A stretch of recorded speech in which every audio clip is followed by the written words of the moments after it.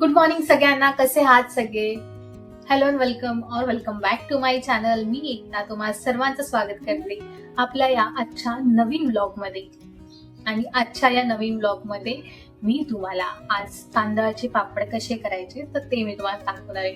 जसं की मी last blog मध्ये बोलली होती की तुमच्यासोबत मी तांदळाचे पापड कसे करायचे तर त्याची रेसिपी मी शेअर करेन. आणि हे मी सगळं ब्लॉग थ्रूच दाखवते. आता मी नाश्ता करते. जरा आज पोहे बनवलेत नाश्त्याला, तर ते मी पोहे खाऊन घेते आणि मग मी तुमच्यासोबत तांदळाचे पापड कसे करायचे तर ते मी तुमच्यासोबत शेअर करते. सो चला. तर नाश्ता वगैरे सगळं झालंय करून आणि आता तांदळाचे पापड कसे करायचे तर ते मी तुम्हाला दाखवते. तर त्याच्यासाठी लागणारं साहित्य काय तर ते मी तुम्हाला दाखवते. तर तांदळाच्या पापडासाठी लागणारं साहित्य म्हणजे तांदळाचं पीठ. तांदळाचं पीठ 2 वाटी घ्यायचं आहे. जिरं घेतलंय. हा आहे पापड खार. पापड खार किती घेतलाय? 1 चमचा पापड खार घेतलाय. चवीपुरतं मीठ आणि लसूण, मिरची आणि कढीपत्त्याचा ठेचा. तर असा हा ठेचा केलेला आहे तर तो त्यात घालायचा आहे. तर हे असं साहित्य आहे. इथे 1 वाटीच तांदळाचं पीठ आहे आणि इथे एक वाटी चाळून घेतले. तांदळाचं पीठ आहे ना ते चाळून घ्यायचं म्हणजे त्यात काही गुठळा वगैरे राहणार नाही. आता या तांदळाच्या पापडासाठी एका टोपामध्ये पाणी गरम करून घेत आहे.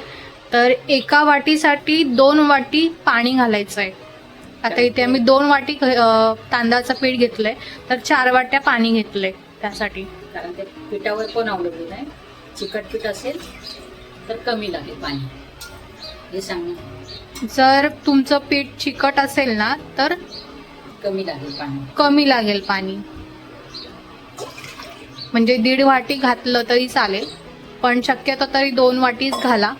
रेशनचे तांदूळ असेल तर 2 वाटी लागतात. रेशनचे तांदूळ असतील ना तर 2 वाटी पाणी लागणारच आहे.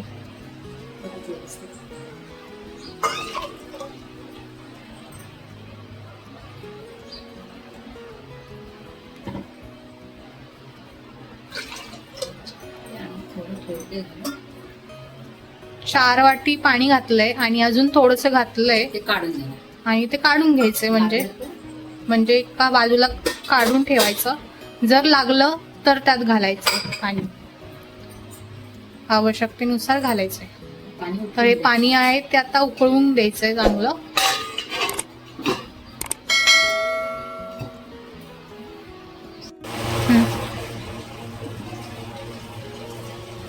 पाणी जे आहे ते चांगलं उकळलंय. आता आपण पुढची प्रोसेस बघूया.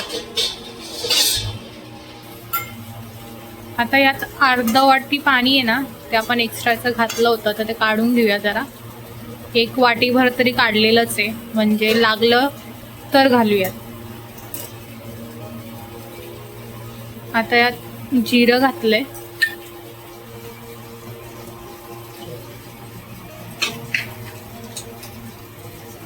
आणि ठेचा 2 चमचे तरी घातले. 2 चमचे. आणि पापड खार घातलाय. पापड खार किती? 1 चमचा ना. आणि चवीनुसार मीठ. मोठे 2 चमचे मीठ घातले. 2 मोठे चमचे मीठ घातलंय, पण तुम्ही तुमच्या चवीनुसारच घाला. कसं काय ते.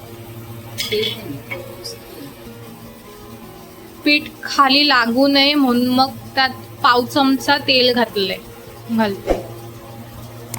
एकदम थोडंच घालायचं.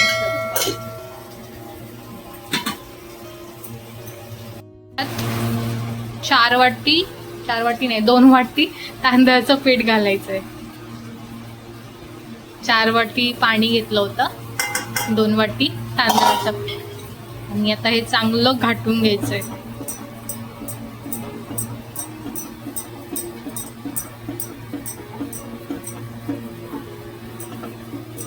गॅस फास्टच ठेवायचा. बारीक करायचंय का? बारीक ठेवायचा आणि मग घाटायचंय, नाहीतर खाली लागेल.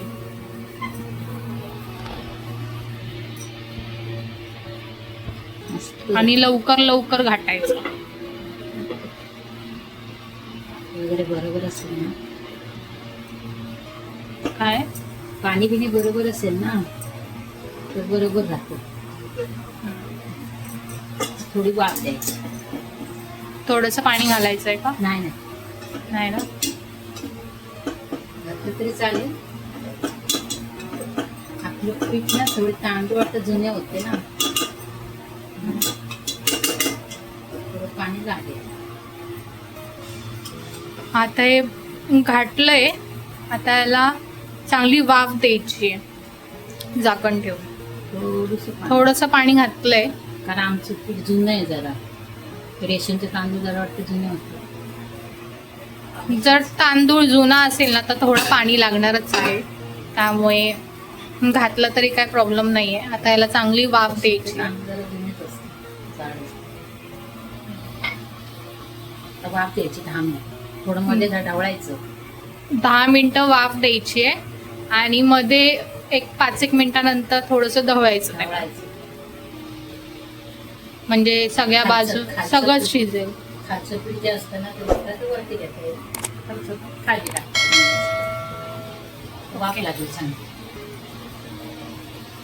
10 मिनिटं झाली आहेत आणि आता मी तुम्हाला दाखवते की पीठ कसं झालंय. पिठाला चांगली वाफ आली आहे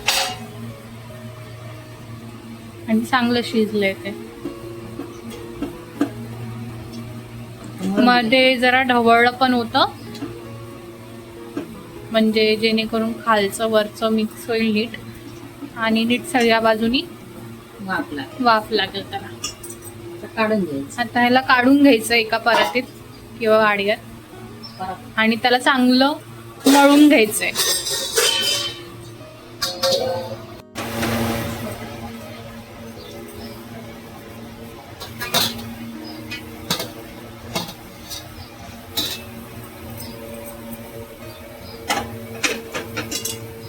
पीठ जे आहे ते एका परातीत काढून घ्यायचंय आणि मळायचंय.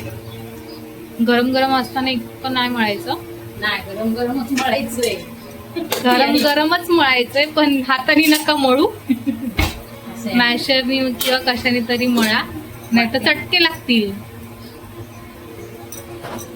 मॅशरनी किंवा वाटीने वगैरे मिक्स केलं तर बेटर.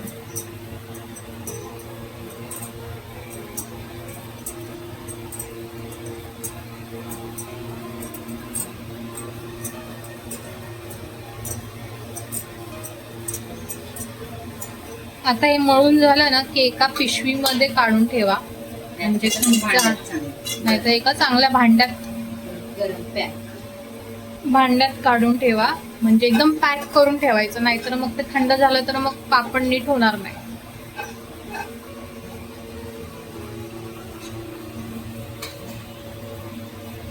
ते चांगलं मळून घ्यायचंय, म्हणजे त्यात काही गुठळ्या वगैरे राहतील तर सगळ्या सोडून घ्यायच्या. तर पीठ जे आहे ते चांगलं मळून ठेवलं एका पिशवीमध्ये. जर वाडगा असेल तर वाडग्यात ठेवलं तरी चालेल, पण एकदम चांगलं झाकून ठेवायचं, नाही तर मग पीठ जे आहे थंड होईल. पीठ चांगलं गरम गरम पाहिजे, नाही तर गोळे होणार नाही आणि पापडसुद्धा होणार नाही नीट. आणि ते तेल आणि पाणी असं घेतलंय, मिक्स केलंय, म्हणजे पापडाला थोडंसं पाणी, आपण पेपर घेतो ना त्याला थोडंसं पाणी लावायला आणि थोडंसं हाताला लावण्यासाठी गोळे करताना, तर त्यासाठी तेल आणि पाण्याचं मिश्रण करून ठेवलंय. आणि पापडासाठी ते ही मशीन आहे. हा ॲक्च्युली रोटी मेकर आहे, पण आम्ही ते काही रोटी बनवण्यासाठी यूज केलाच नाही आहे. रोटी फार कमी बनवली आहे त्याच्यावरती, म्हणजे बनवलीच नाही. इनिशियल डेजमध्येच बनवली आहे, नंतर काय बनवलेलं नाही आहे. आणि आता ही पापड बनवण्यासाठी कामी येते. आणि हे 2 प्लास्टिकचे पेपर घेतलेत, म्हणजे गोळा ठेवला की त्याला दाबायचं दोन्ही बाजूनी पेपर ठेवायचं आणि मध्ये गोळा ठेवायचा आणि पापड करून घ्यायचे. हे सगळे पापड जे आहेत ते काल करून घेतले होते. नाही म्हणता 60-70 झाले होते. 60-70 पापड झाले होते 2 वाट्यांमध्ये. हे असे दिसत आहेत स्कायचे, खूप छान झाले होते.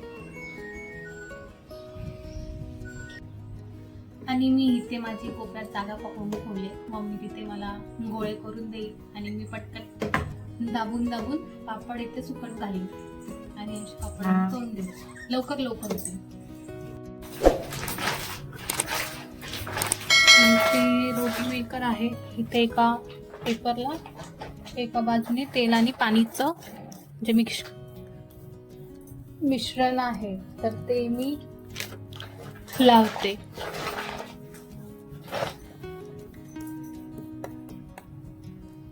दुसऱ्या पेपरला पण लावून घ्यायचंय तसंच.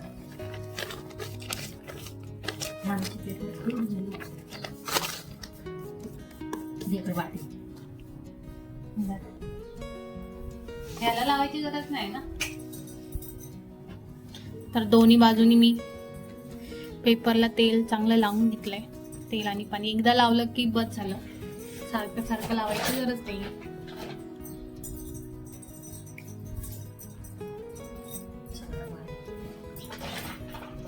हा गोळा दिलाय मम्मीने करून. ह्याला असं ठेवायचं, बाजूनी पेपर लावायचा, तापायचं, घ्यायचं. हे बघा, जास्त काय करावंच नाही लागलं. प्रेस करायची पण गरज नाहीये. जर पीठ घट्ट असेल तरच प्रेस करायची गरज लागते थोडी, पण मला काहीच गरज लागलेली नाहीये. मी आता हे सुकत घालते.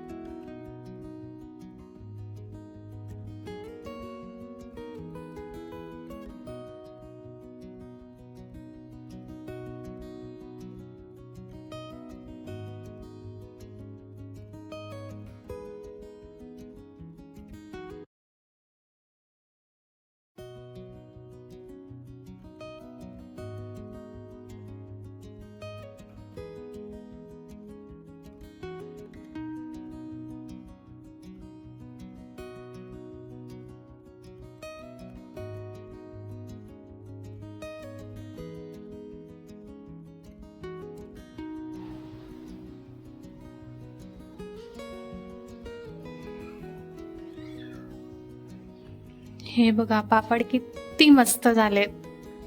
म्हणजे अगदी कुठेच काही क्रॅक नाही, काही नाही, काहीच नाही. खूप साध्या सोप्या पद्धतीतले आणि लवकर पटकन सुकतात सुद्धा. तर नक्की एकदा बनवून बघा.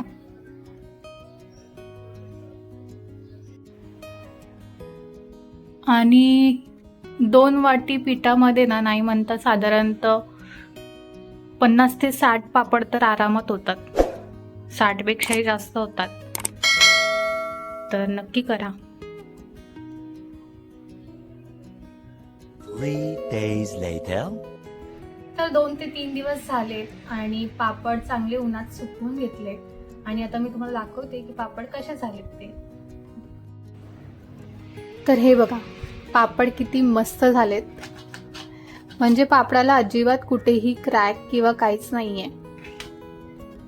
आणि याला चांगलं 2 ते 3 दिवस उन्हात सुकवून घेतलंय. ऊन दाखवलं ना की ते खराब होत नाही. म्हणजे एकदम नरम पण पडत नाही कधी. आणि वर्षभर चांगले टिकून राहतात. त्यामुळे एखादं ऊन तरी दाखवावं चांगलं.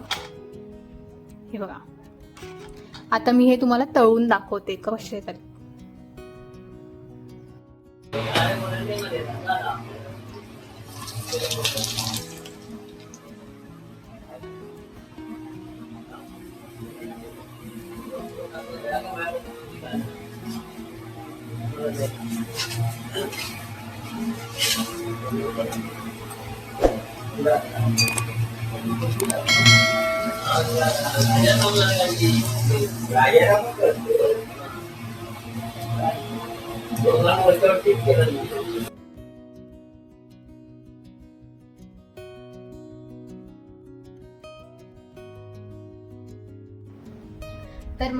बघितलात आपले पापड जे आहेत ते किती मस्त झालेत.